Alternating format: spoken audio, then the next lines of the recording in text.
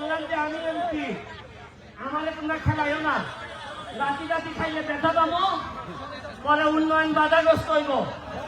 এরা আমারে কথা দিল যে ভাই গোল দিয়ে দিব, হাত টান গেল, গোলের কোনো লক্ষণই নাই। এই লাস্টে আমি উঠলাম, আর উঠার পর টিমও ভালো খেলা শুরু করলো।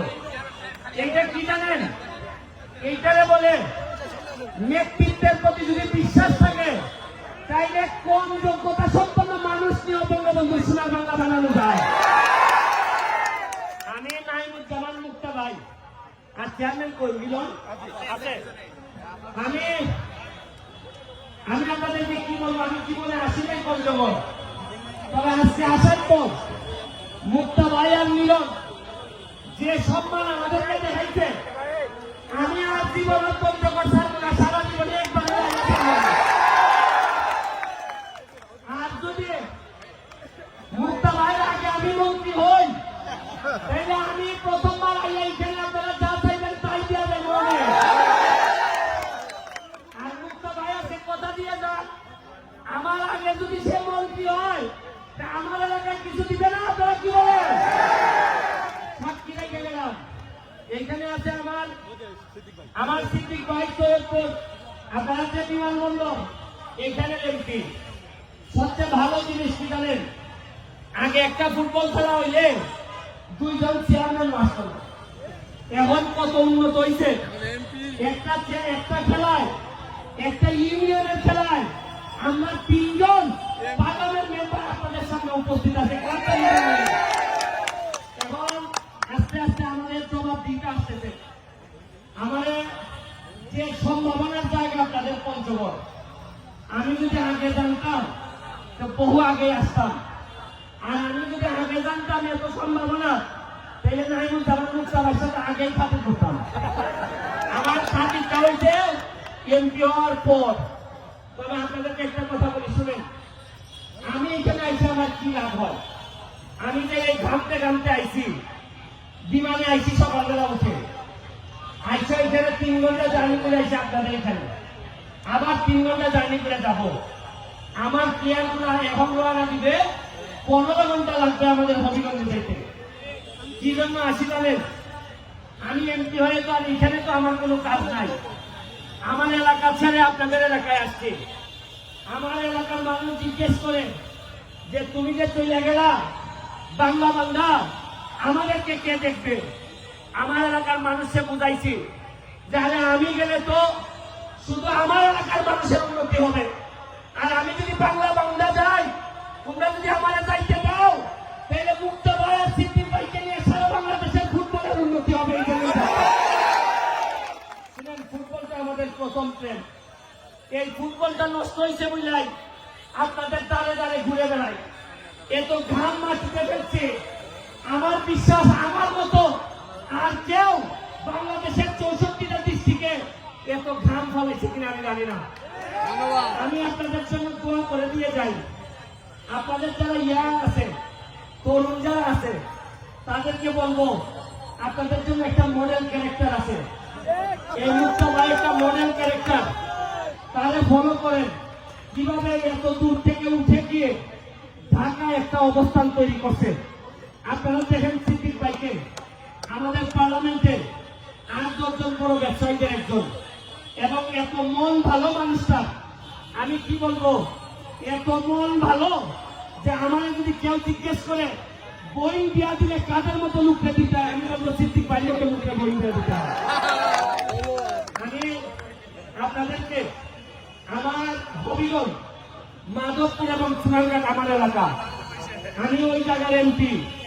আমার এখানে 2টা রিজার্ভ ফরেস্ট আছে, রেমাকালেঙ্গা, সাতছড়ি। আমার এলাকায় 24টা চা বাগান আছে। আমার এলাকায় প্রায় 100 মতো ইন্ডাস্ট্রি আছে।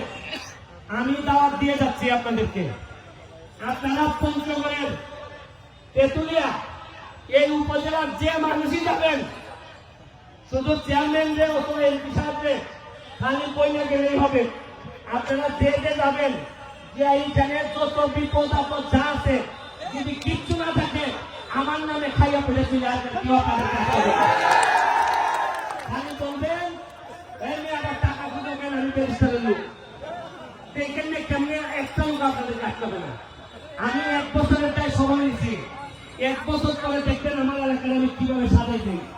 আমি মুক্তা ভাইরে অনুরোধ করব, মুক্তা ভাই আপনি আমার এলাকায় আসেন, দেখেন আমি আপনার এলাকা দেখে গেলাম, আপনি আমার এলাকা দেখে যে সব জায়গায় উন্নতি করলে আপনাদের মনে জায়গা নেওয়া যাবে।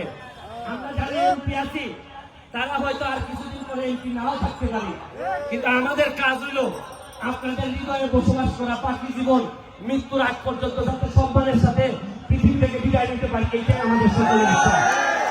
আর এখন তরুণরা আছে, আমাদের হাত তুলে একটা কথা দিতে হবে, আমার ঘামের মূল্যের বিনিময়ে কথা দিতে হবে। আপনারা বলেন আপনারা পড়াশোনা করবেন কিনা?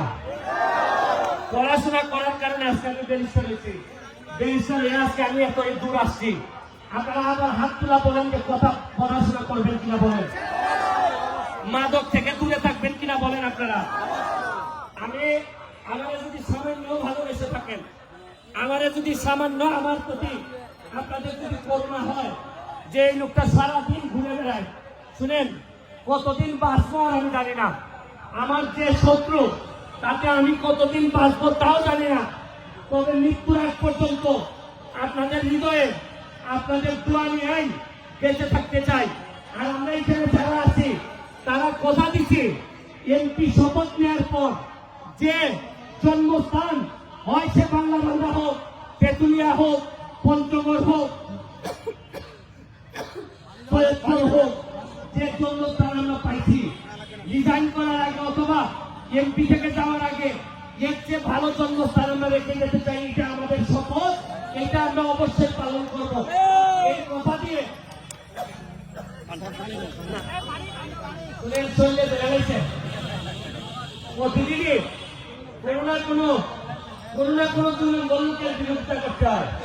যদিও মুক্তা ভাই পিস্তিরা কয় আন্না একটু আসো আন্না, খুব ভালো লোক, মানে আপনার বড় ভাই যেভাবে পিস্তিকে টাইনে ধরে রাখে এইভাবে মুক্তা ভাই সিদ্দিক ভাই আমার ধরে রাখে। আমি আগাইলে আমরা সংসদে অনেক ভালো মজা করি, তবে একটা কথা বলে যাই, এই আপনাদের তেঁতুলিয়া কোন বিল কোন অধিকারের সংগ্রামে যদি আমাদের নামে যখন মুক্তা ভাই সংসদে দাঁড়ায়, তবে চোখ বন্ধ করে সৈয়দপুরে হবিগঞ্জের 2 জনকে আপনারা পাবেন তার সমর্থনের জন্য। কথা দিয়ে যাচ্ছে প্রয়োজনে মুক্তা ভাই যদি চায় যে 2টা এমপি লাগে শেখ হাসিনার কাছে যাওয়া লাগবো, বিয়া দরকার হলে আমরা তেঁতুলিয়ার কোন উন্নয়নে আমরা 3 জনে ওনার পায়ে দিকে পড়ে থাকবো, তাও উন্নয়ন করতে এই কথা দিয়ে আর সামান্য একটা সালাম দিয়ে লাস্টের মুক্তা ভাই শেষ করবে। আপনি সৈয়দপুরে গেলে এই পঞ্চগড়ের মানুষের জন্য কি করবেন নাকি ঠকায় ছেড়ে দিবেন? বিসমিল্লাহির রহমানির রহিম। এখানে তেঁতুলিয়া